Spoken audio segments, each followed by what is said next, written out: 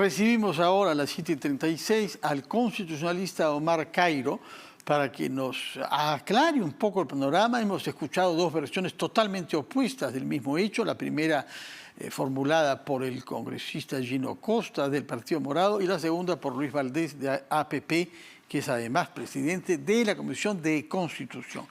¿Cómo nos podemos orientar en este asunto? Quisiera comenzar con un aspecto, ¿cómo decirlo?, personal, al que ha hecho referencia el señor Valdés. Dice que se trata de una prevaricadora supernumeraria nombrada a dedo y a sueldo.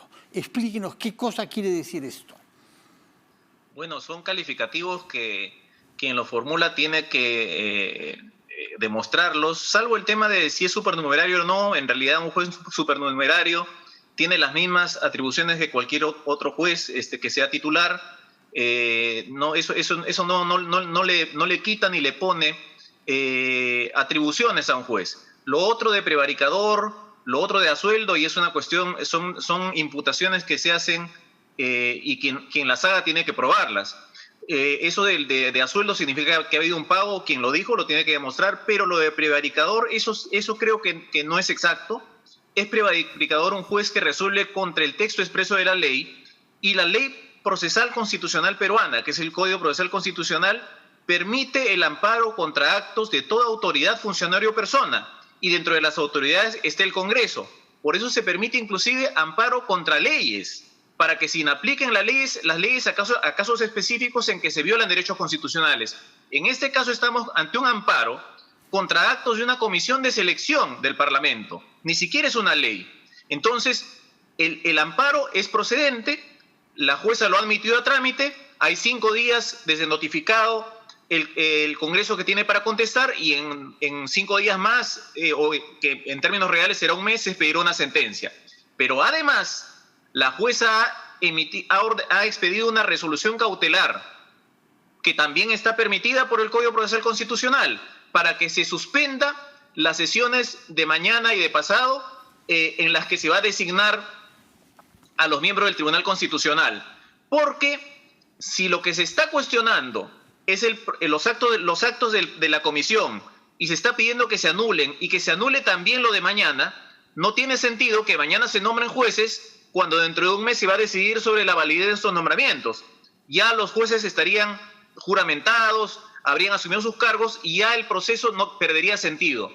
Para esos supuestos, para asegurar la eficacia de un proceso judicial, existen las medidas cautelares. Y eso es lo que ha ordenado la jueza de ese proceso de amparo. Mientras dure el proceso, que se suspenda el acto de nombramiento de miembros del Tribunal Constitucional.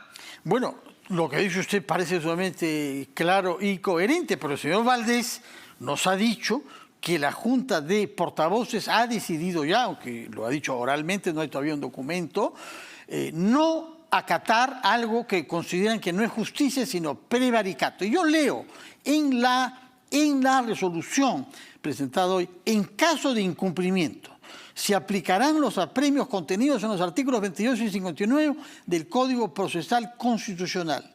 ¿Qué cosa significa esto? Es decir, la resolución preveía ya la eventualidad de que haya incumplimiento. Sí, en realidad eso ocurre con las resoluciones, porque las resoluciones son mandatorias, no son para que el destinatario decida, bueno, si creo que están correctas las cumplo, y si creo que no. El Congreso tiene que cumplirlas.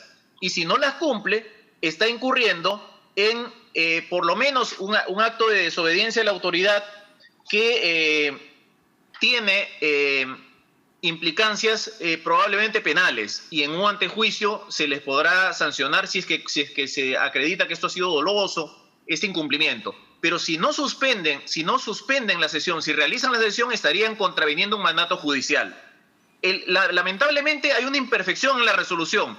El artículo 22 y el 59 no son aplicables para medidas cautelares, sino para incumplimiento de sentencias. Vea usted, ha habido una... Ese es un error, pero la invocación de la norma creo que no, en realidad no afecta al contenido.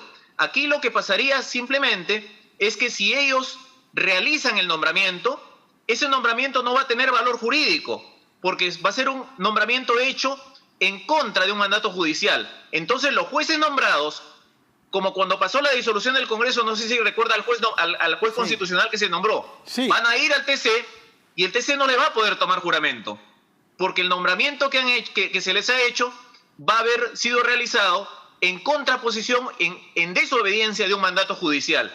Ellos pueden impugnar este mandato judicial y una sala superior puede decir, se revoca la medida cautelar y entonces realizan la sesión. Pero no puede, el destinatario de la orden judicial no puede decidir por sí ante sí, no la cumplo, porque eso significaría que el Poder Judicial es simplemente un adorno. El Poder Judicial está para dar órdenes con independencia, porque no obedece a ningún poder, a ninguna expresión política, ni ejecutiva, ni legislativa.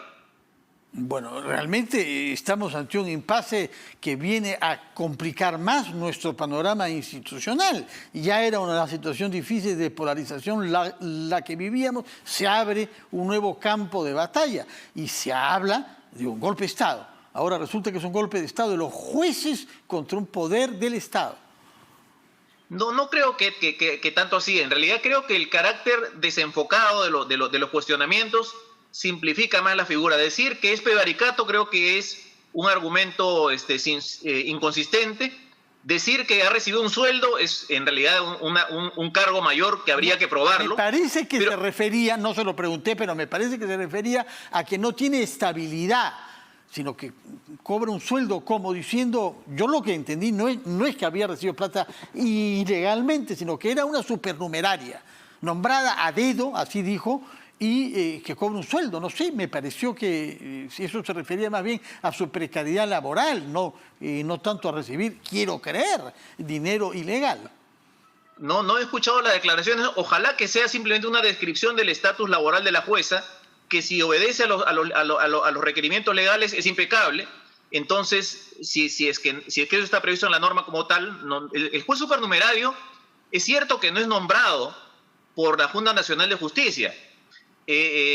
Sin embargo, eso no le quita atribuciones del juez. ¿Nombrado por quién? Los jueces supernumerarios son nombrados por el órgano de gobierno del Poder Judicial para los casos en los cuales se necesite cubrir una no vacante, sino un vacío en que un juez está de licencia y no hay con quién cubrir su plaza por un tiempo. Pueden ser una semana, un mes. Quizás entonces, a eso se refería lo de sueldo. Ahora, es normal... Pero eso no le quita atribuciones al juez. No, pero es normal que un amparo de esta importancia vaya a dar al despacho de una jueza que tiene esta situación laboral. Lo que ocurre es que los amparos llegan por azar informático. Ahora, si alguien pretende decir que se le ha direccionado, eso sería un cargo mayor todavía.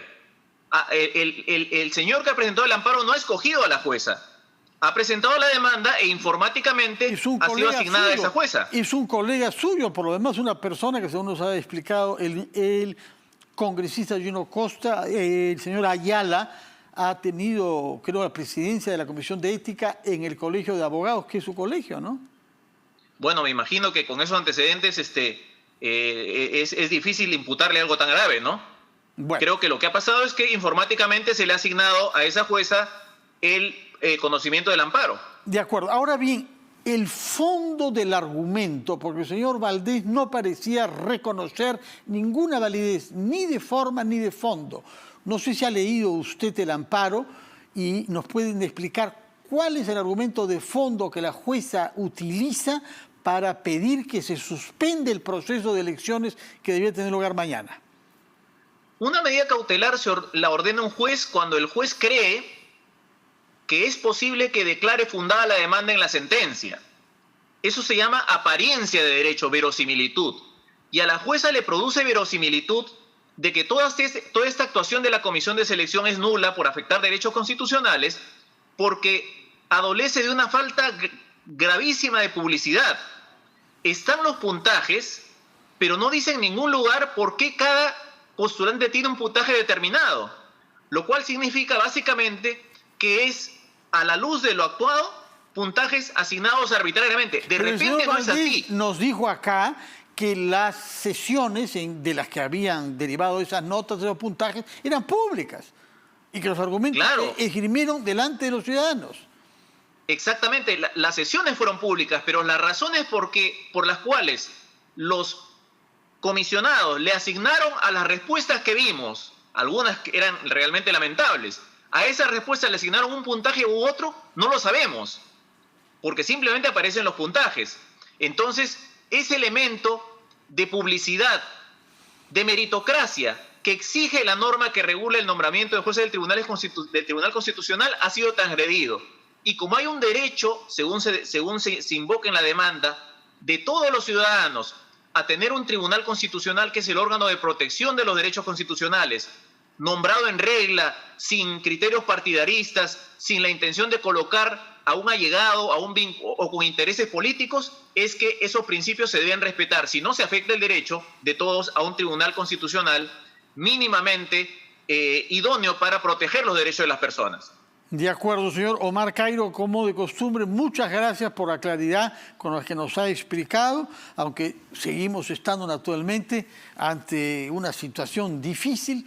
Ojalá que las palabras subidas de tono dejen lugar a la serenidad y a la búsqueda de apaciguamiento, porque ya estamos en una situación complicada. Todo este tema no parece merecer que se hable de golpe de Estado, de mafia y de prevaricato.